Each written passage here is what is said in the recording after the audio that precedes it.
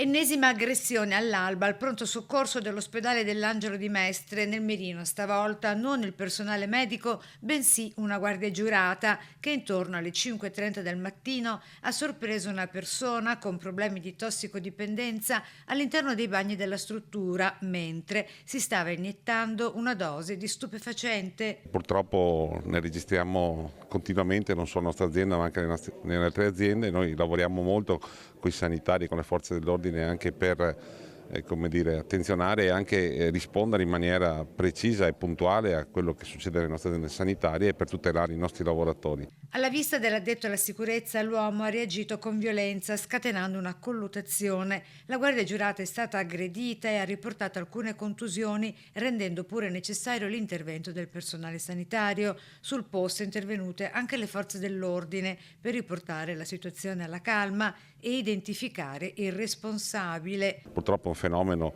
che non sta dimostrando un calo, ma anzi un'aggressività continua, forse anche frutto di una esasperazione che a volte avviene quando si ha una malattia, quando si arriva in un luogo si vorrebbe essere subito presi in cura, però sappiamo bene che negli ospedali ci sono delle priorità da rispettare quando uno arriva nei nostri pronti soccorsi e quindi chi arriva deve anche arrivare con questo spirito insomma, di collaborazione. L'episodio riaccende l'attenzione sulle condizioni di sicurezza nei pronto soccorso, sempre più spesso teatro di tensioni e aggressioni ai danni del personale in servizio.